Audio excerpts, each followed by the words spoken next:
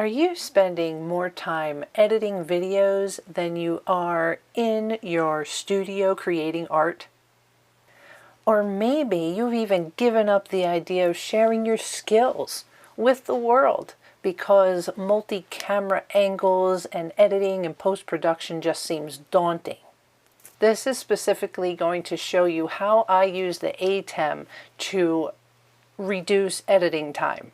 How it works for me, how I set it up, and the problems I've experienced along the way so that hopefully you don't have to go through what I went through. Hello everyone, I am Barbara. I also go by the Lady Laughs a lot because that's what I do. I laugh at life. I laugh at it a lot because it deserves it.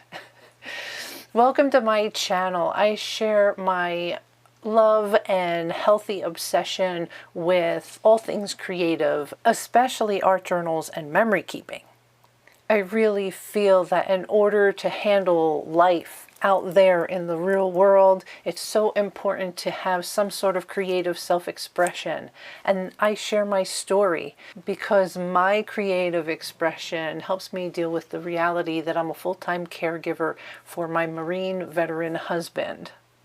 And I think sharing our stories and our skills are so important. It helps build a community of like-minded people. And to have that support is just so healthy and helpful. I'm finding it very helpful. But creating content, very demanding, let alone getting over the whole mental mind game of having a YouTube channel, right? But once you get past that, it's like, okay, now how do I do this? Well, I discovered this little gem called the ATEM Mini Pro ISO. It is a tool that has helped me cut editing time like that. I used to put out maybe a couple of videos a month. Now I'm finding 3 videos in a week is really not a problem. But there are some real world caveats that I want to share with you. So this video in particular are for all my artist and crafter friends who like to have an overhead camera shot and possibly also want to capture some narration. So this is very specifically 2-camera setup. I am self-taught, even learning how to edit videos. I did not go to school for this. I'm not a professional.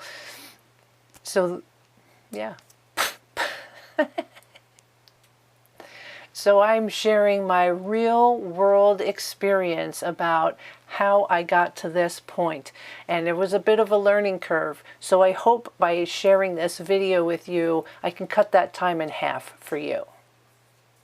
So I'm going to assume that you're going to be able to figure it out what editing suite you're going to use. This is not going to get into editing, and I'm not going to get into specific camera equipment. I'm relying on you to be able to get that far. This is specifically going to show you how I use the ATEM to reduce editing time. How it works for me, how I set it up, and the problems I've experienced along the way so that hopefully you don't have to go through what I went through.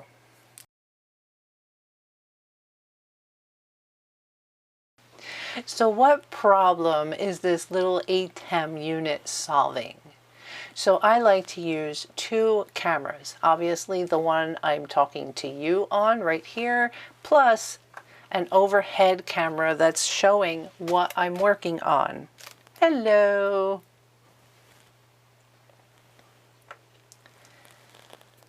And then on top of that, I always wear a mic. I can't see it on this very colorful shirt. So there's an external mic.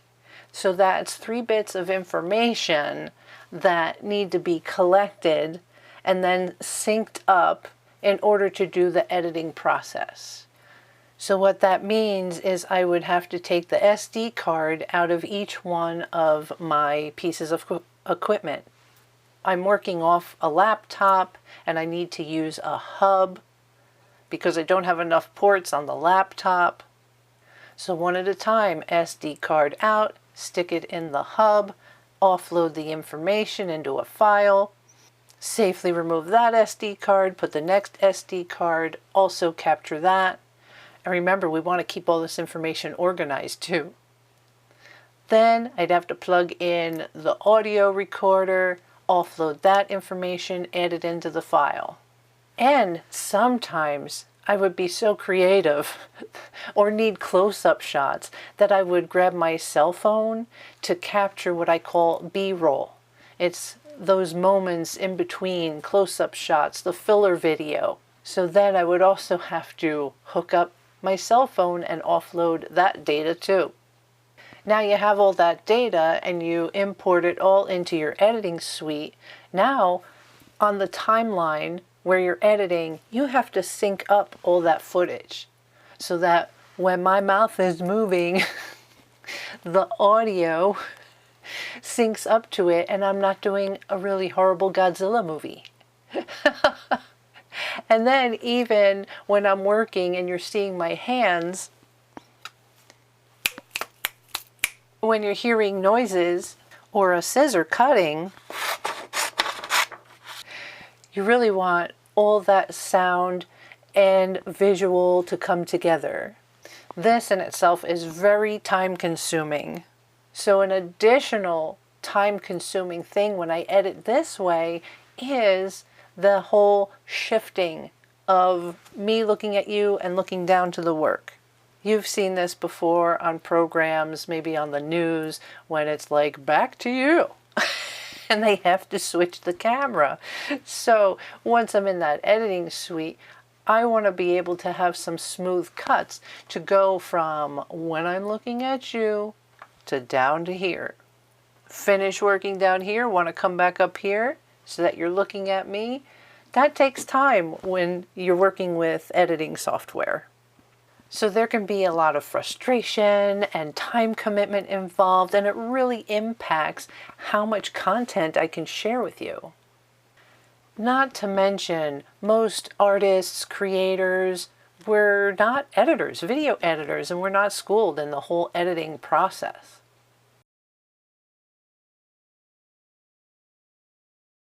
So the solution for me has become this ATEM Mini Pro ISO. Yeah, I don't know what actually inspired me to even know to look for a video mixer, but one day the idea just kind of popped in my head and I did my research and came up with this. I should probably mention here that I am not sponsored by ATEM, nor am I getting paid by them. This was strictly because as a creator, I found a solution, so I wanted to share it with my creator friends. You are welcome to do your own research on video mixers. So think of the ATEM as a live video switcher and recorder. So like I've been showing you here, in real time, I can be talking to you, push a button, and switch over down here. So in real time, we're switching back and forth, and while it's switching, the ATEM is recording. One at a time. There's got to be a better way.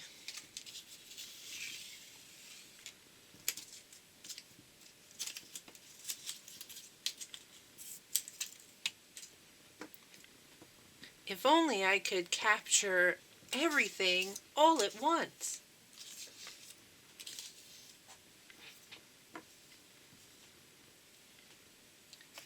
What's this? A video mixer? And a hard drive?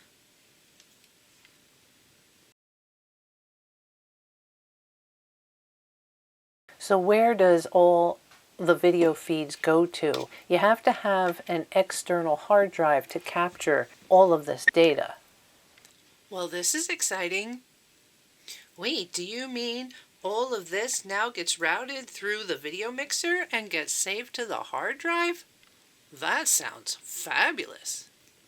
So my cameras and my audio recorder are still saving to their SD card and hard drives, but at the same time, the live feed is being routed into the mixer and being saved on this one hard drive.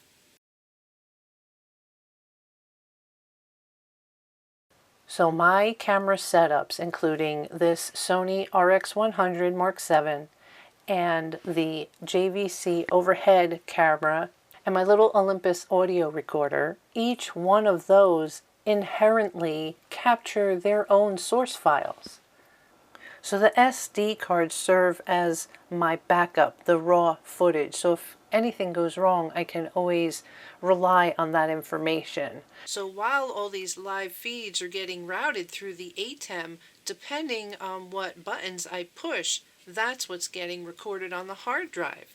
Camera 1 or camera 2? What microphone do I want on? Do I want picture-in-picture? As I'm doing that in real time, that's what's being recorded onto this hard drive. So technically, I wouldn't have to hit record on either one of these because it's capturing the live feed.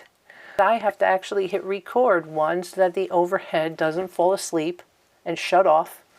And for the Sony, so it does the autofocus. Unfortunately, my cell phone and my mixer don't like to play well together, so I can't connect that to the ATEM.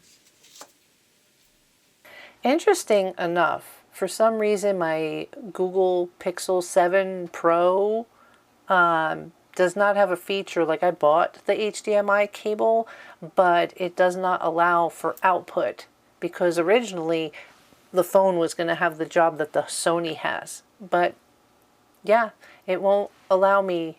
There's no setting or in the phone once I connect the HDMI to actually be an output. So I use my Sony and use now the phone for close-ups.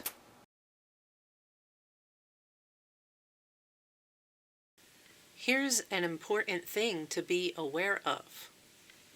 The footage captured on your cameras and the sound captured on your audio recorder are high quality visual and sound. When that's routed through your video mixer to be saved onto the hard drive, the information needs to be compressed. And this compression can sometimes affect the video quality.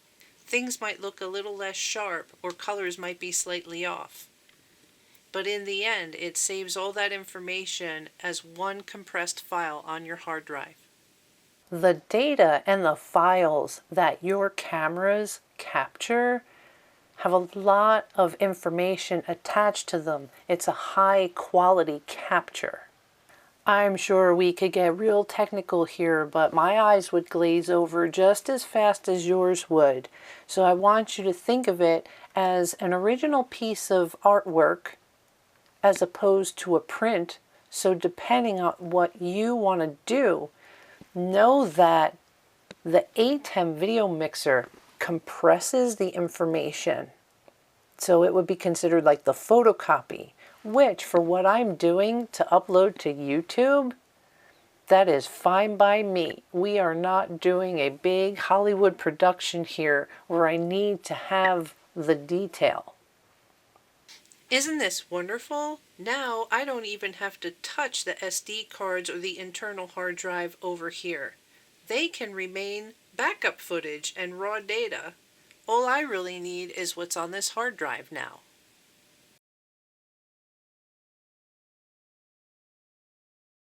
You have to have an external hard drive, but you should know this. This is what I've experienced. Reviewing captured footage means I have to unplug the hard drive from the ATEM and plug it into the laptop to review all the data or the footage on the hard drive. That takes a little getting used to. It would be nice, like, I don't know if technology can or cannot do this, but it would be nice if you could in real time access what you've captured already on the hard drive without having to unplug it and put it into the laptop. Depending on what I'm recording. So for instance, a video like what I'm doing here today where I've taken a lot of notes to make sure I can speak eloquently on this subject, I talk, then I stop, I refresh my memory, look at my notes, look up, start talking again, but I edit all that out. And sometimes it can be like, wait, did I say that? or you can't review that without having to stop the whole production and unplug the hard drive and reviewing it on the laptop. So I say things over and over again in case I think I missed something. This limitation can really interrupt a creative workflow, especially when I'm capturing real-time in the studio creative content.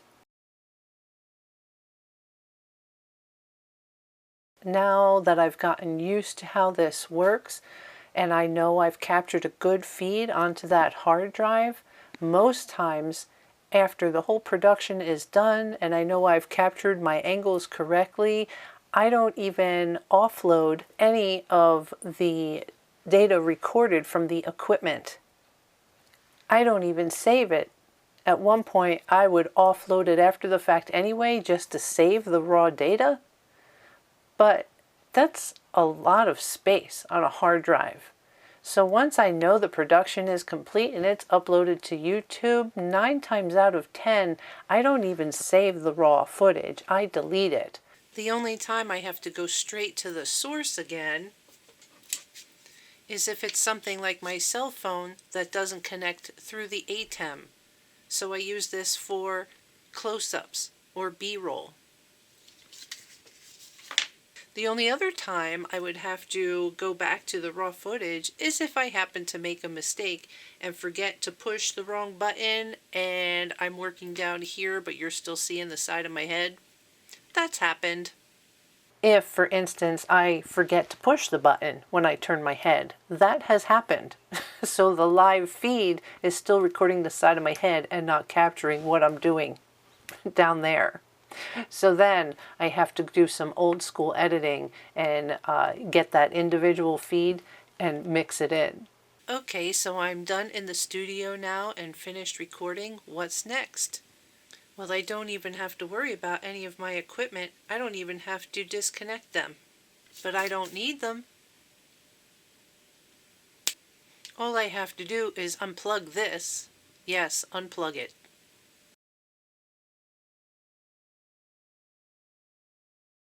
And here's a quirky thing. There is no dedicated power switch. So the only way to power cycle it on or off is to plug it in and unplug it.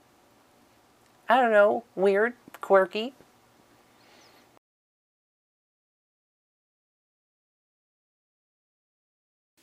All I have to do is unplug this and collect my hard drive.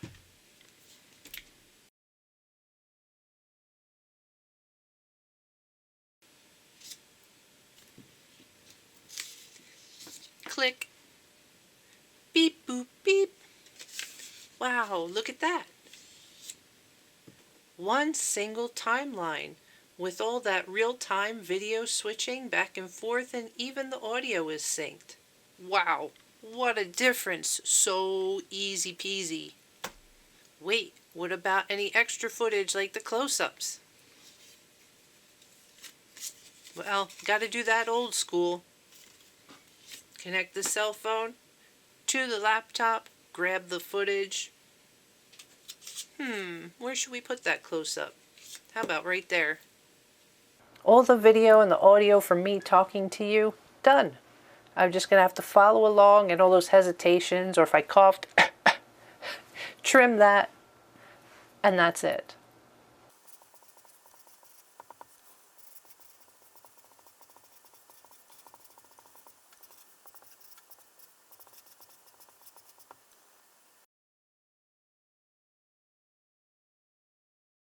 The learning curve is more about how to set it up. I think once you have it set up, oh, it's the God's honest truth, because once it got set up, all I do is I turn my cameras on, turn the ATEM on, adjust the audio, hit record. So come on in, let me show you my setup. All right, let's start over here with the cameras. So this is my Sony RX100. So this is the one that captures my narration.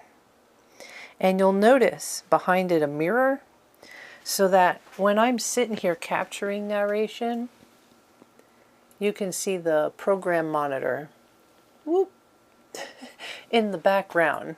Since the way my layout has to be set up, there was no way to put a program monitor. So that helps me know what the screen is actually catching. We got two wires coming out. One is for the battery. The other one is directly connected to the ATEM. Then we have my overhead JVC.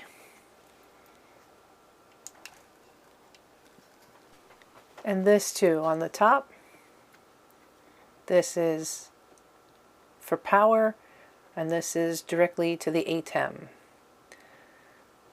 So you really want to take into consideration, it's one thing you don't think about when you're hooking up the cameras, is length of the cord and how they're going to have to be routed from your cameras, right? I try and make it as neat as possible.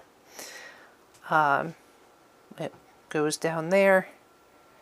Oh, comes across here into the ATEM. And just incidentally, my lighting. I have some light from over there. I've got my, this is the one that usually reflects in my glasses, the circle light that's directly over the desk, and so that you can see my face really well. I have a light up there, so nice overhead light, and of course you'll notice the ceiling fan above me. My audio recorder, which I'm trying not to have fall off the desk because it's attached to me right now as I talk to you. The ATEM recorder and the lovely spaghetti off the back. This is the power cord. This is what connects the ATEM to my laptop to make it run, to make the software run. So without this cord here, it's a Cat 5. If you can see on there, it's a Cat 5 network cable.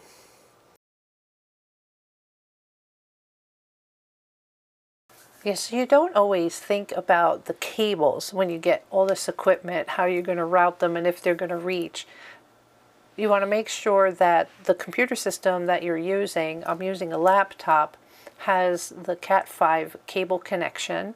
That's pretty much all it takes for the ATEM to talk to your computer.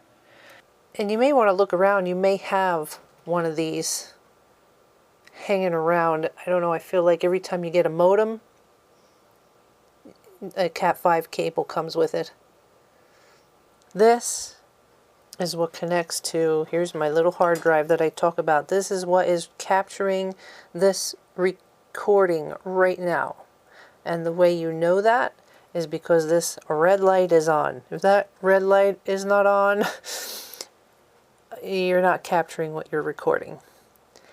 And when it's not recording, it will be a green light to let you know that there is a hard drive connected. Otherwise, the green light is not on. This is the program output. So this is connected. So this monitor is connected to the back of the ATEM. This is the monitor that's showing you this right here is what it's recording right now. Don't get confused, right? I'm using my cell phone so that you can see what the setup is. The cell phone is not attached. That's why I say when I do close-up, when I use my cell phone, say I want to get a close-up of this, it's not connected to the ATEM. So it's not being saved to that hard drive.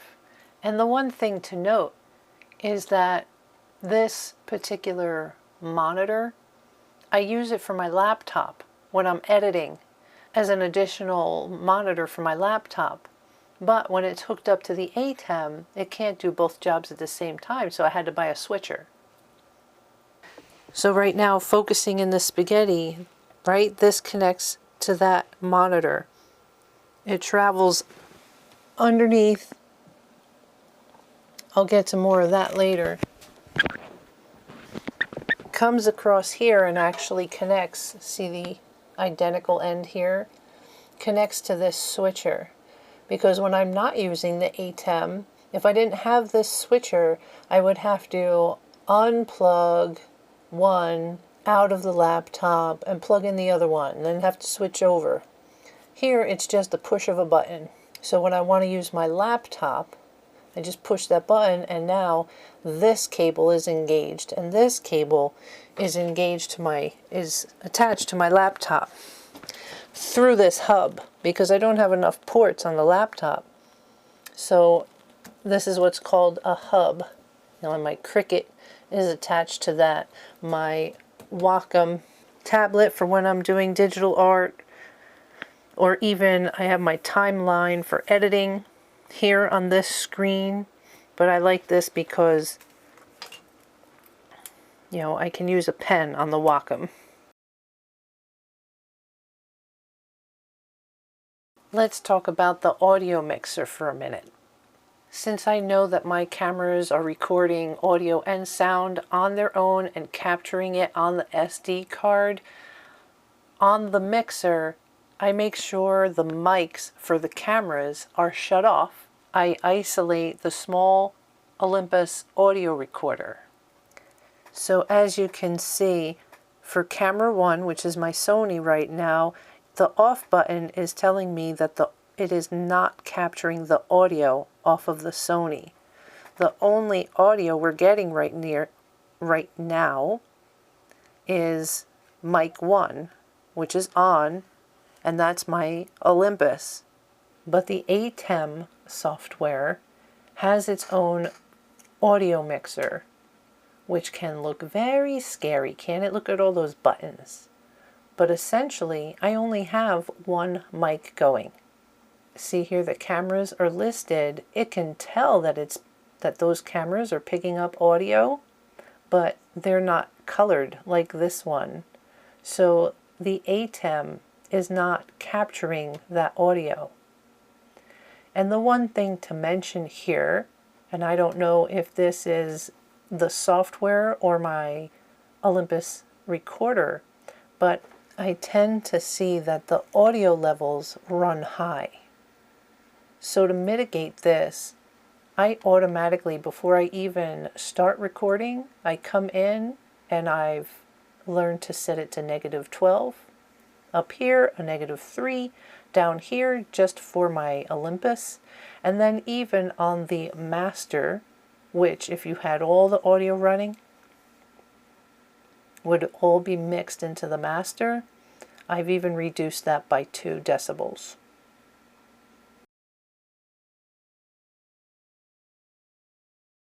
And then I set it and forget it. I have to, because I'm a one-woman workhorse. It's a different story if you have a team of people and you actually have someone sitting at the control board there, the laptop with all those settings, making adjustments. But yeah, it's just me. So I set the audio levels and wash my hands of it, because I can always make adjustments post-production in the editing suite if it's too loud, if it's redlining too much. Let's go back here to the connections. All right, so the power, the network cables so that the software, the ATEM software and my computer can talk, this little hard drive, the program monitor so I can see what's going on, and then here's both the cameras. This is where the other end of my cameras connect. And then this is for the audio.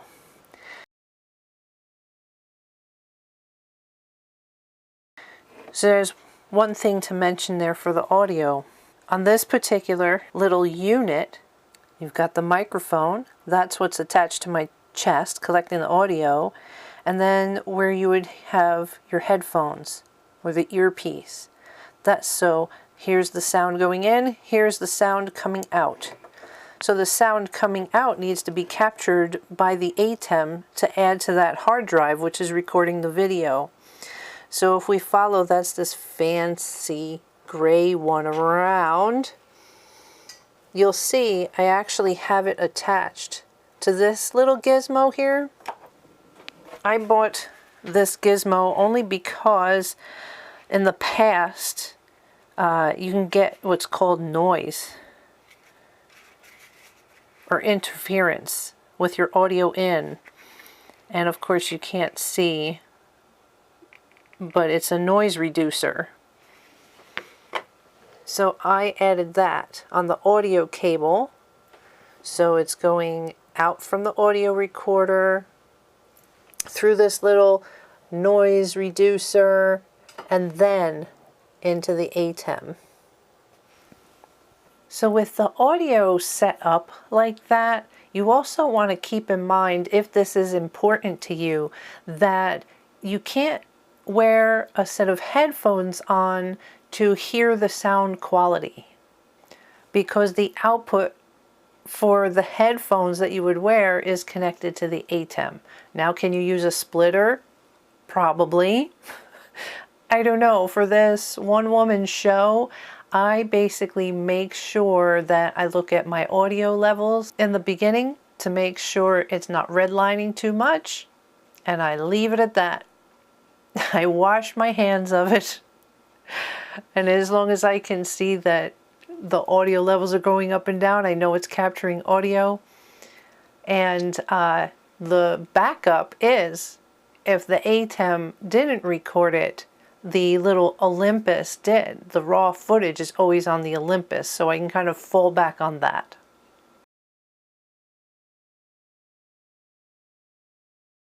So just something to consider when we're talking about audio. I had bought myself a Blue Yeti microphone, thinking how cool would that be. I don't know, I just thought the sound would be better, look all professional, but a couple of things happened. One, it was too big and was getting in the way of my studio space for hookups. This little mic is just so inconspicuous, it works so well for me. But the important thing about the Blue Yeti was the configuration of the wiring. So the Blue Yeti microphone has a USB connection that had to be plugged into the laptop as opposed to an audio jack. So this would have meant plugging that USB into a port into my laptop, couldn't go through the hub, and then an audio jack out from the laptop into the ATEM. The configuration did not work out well. So make sure when you're considering microphones that the audio in jack is an audio jack and not a USB.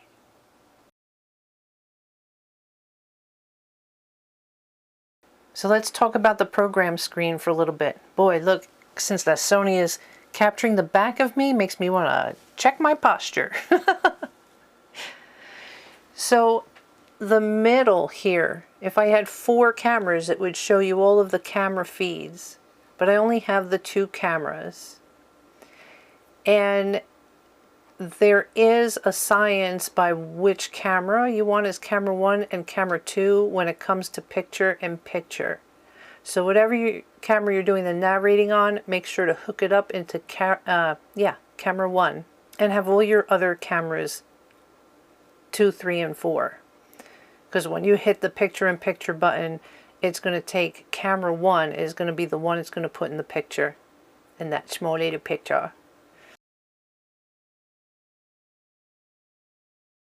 The other fun thing that it can do is picture in picture. So if you're someone who would like to have, let's see, which I never use this, so I have to see. So if I wanted to, I can have both things on the screen, but I never use it because there's hardly a time when I'm looking at you and down here at the same time. So even though I can move that picture in picture around all over the place, it makes no sense for what I do, because if at this point you're looking down at the book, you're seeing the side of my head.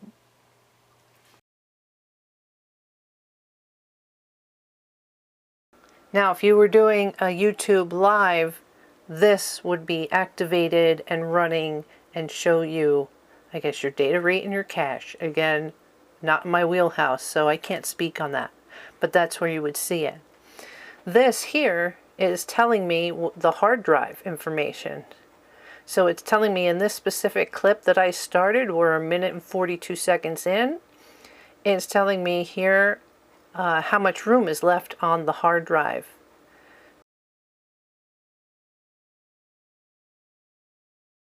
Determining the appropriate hard drive capacity is crucial. I opted for a 1 terabyte external hard drive, which turns out to be so excessive. You can see in that shot with the little pie graph, it's only using a little bitty. So I really had no clue. For point of reference to you, I'm trying to think how many hours. I think in one sitting for my videos, I don't think I've ever sat or captured more than 2 hours worth of footage. And it's still that little blip of space on that hard drive. So consider how much time and do your research for how much footage you're going to capture for the size of the hard drive that you need. Don't let the software fool you. It shows an option for a second hard drive, but this particular ATEM only has one USB out port.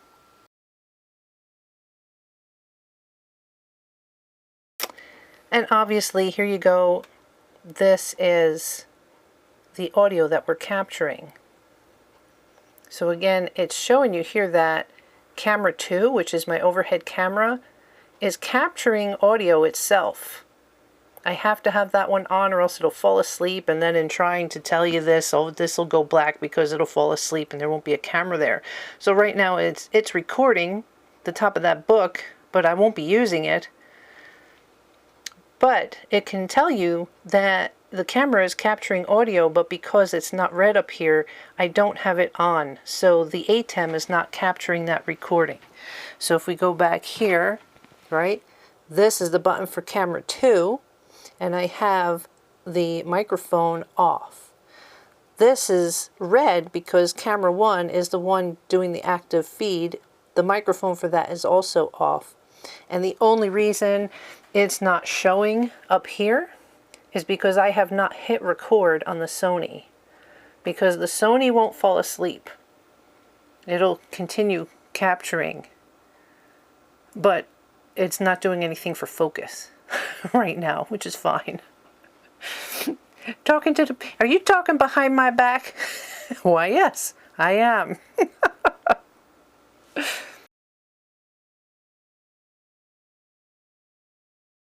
So this is the ATEM software control.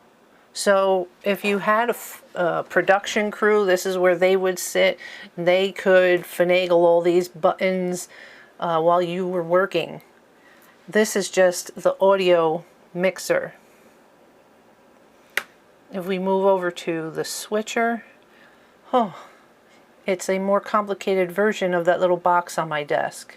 See, I don't even use any of this. There's only one spot that I use on here, and that's this section here, because you can give what you're recording a file name. So as soon as you unplug that hard drive and you download it, this is the file name.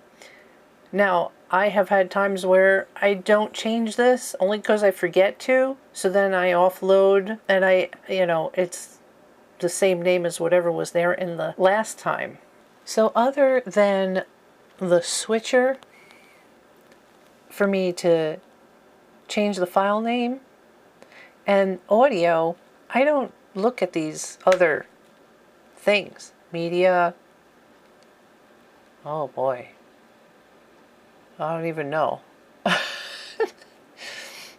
Camera, oh boy. See? So I would say don't let the software scare you. It's going to look big and scary, but really this is all I look at. Wow, look how much I'm redlining.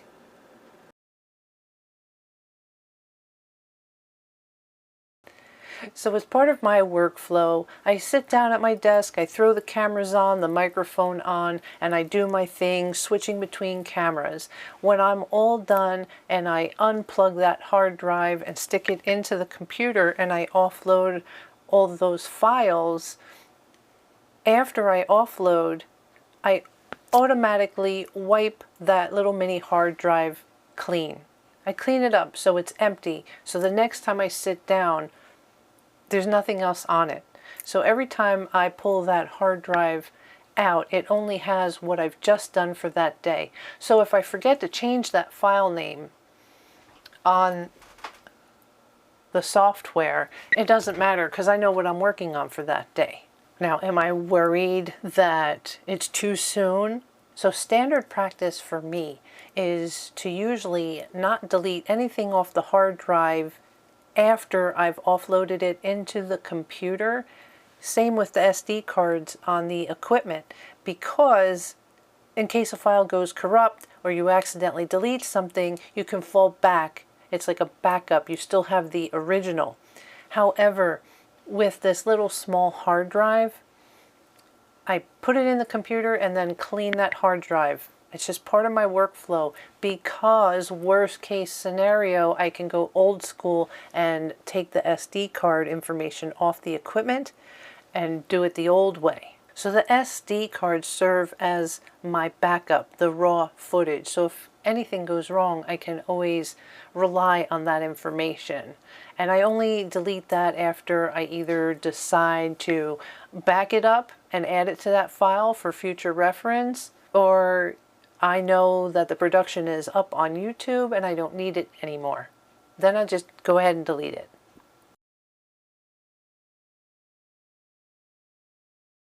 The other thing to know about my workflow when it comes to saving all these productions that I create, yes, each daily production that I do on that small hard drive that I wipe clean, it's offloaded into my computer to do production. But once the production is done, I have external hard drives that save all my work. And it's a mirrored system duplicating it. So if one hard drive fails, there's still another backup. So another thing to consider is, as you're making these productions, where are they all going to go when they're finished? You don't want them to take up space on your laptop or whatever computer system you're using. Once they're done, they're saved to an external hard drive for me. And if I need to access past footage, I can go find it. I organize my files in a way that I know I can find them. And as another point to know, whatever you're working on in your editing suite, those are the files that I like to keep on the laptop. Because you want to consider that the editing suite that you're working with to pull this beautiful timeline together to create a wonderful video like you're watching, it's pulling that information from wherever it is stored. So I keep everything local. The current production is right on my laptop. For those files to be pulled in to Adobe Premiere Pro, which is what I use. So even if I'm going for past content, like I need a throwback shot to bring into a current video, I make a copy of it and bring it over into the current file on the laptop, so that Adobe Premiere Pro is accessing it from that file on my laptop. It doesn't have to take this circuitous route to an external hard drive to go and find it and pull it in.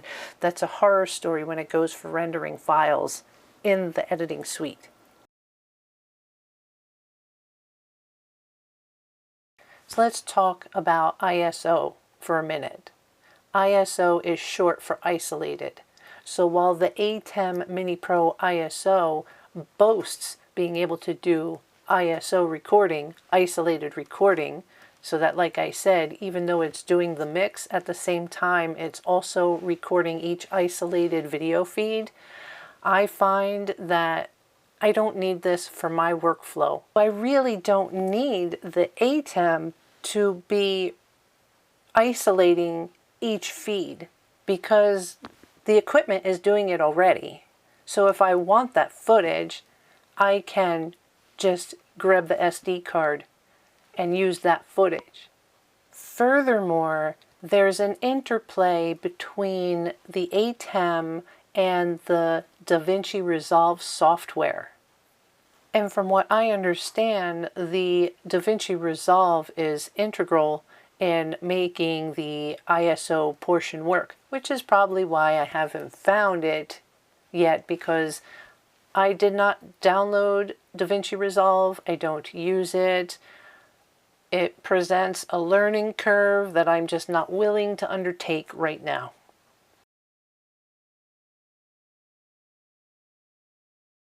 Okay, so just a quick review, right? All your equipment ties into this video mixer. And then with a press of a button is what shows up in the program. Let's see if I can get I get a decent view? It's a good shot of the back of my head. Look, even in the overhead camera. So you can see the red glowing light for camera 1. So camera 1, that's that Sony, which is capturing the back of my head right now. But if I hit number 2, now it's getting this overhead camera. So once you have everything set, everything's hooked in, you want to remember to turn the audio on. Boy, that was fun. One time I forgot to hit this audio on. So I had visual and no audio. I had to rely on the raw audio here and then try to synchronize it. Woo, that was fun. So it only happened once and I never forget. So this red light just tells you that it's capturing the audio, and this red light lets you know that it's capturing both of your cameras. But now it's up to you. Which camera do you want on? 1 or 2? Really, it's that simple. Don't worry about all this other stuff.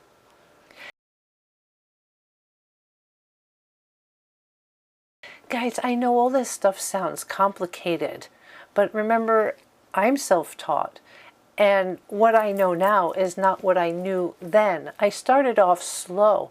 Don't let it all scare you. Take it in, absorb it, little by little, learn a little bit.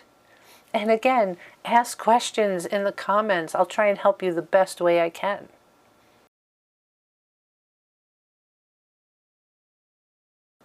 So I want to try and show you this little hack that I did for myself as an artist and creator, right? I'm always upcycling and to solve problems.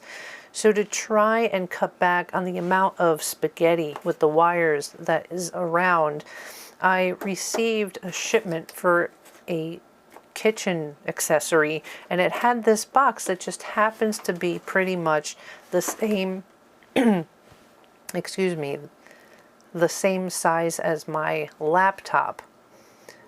So what's the best way to show this to you? Since everything is running, it may be a little difficult to show this to you. The laptop sits on a fan because the laptop runs hot, so the fan is running, has that cool blue light. But the box, I cut the appropriate holes in the sides so that, can I peekaboo? Let's see if we can do a little peekaboo. All the wires that pass through from the left side of the laptop and from my Cricut over in the corner, they route through this box and out.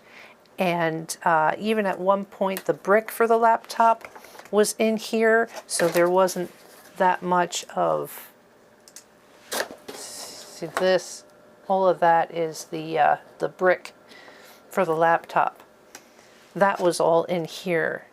But since my husband and I have started doing a lot of video appointments, doctor's appointments, I have to grab my laptop to bring it out to where Jerry has access to it, and it became a problem to get the brick in and out. So now I just keep the brick off to the side.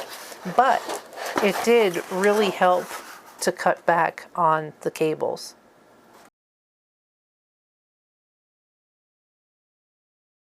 I love this video mixer.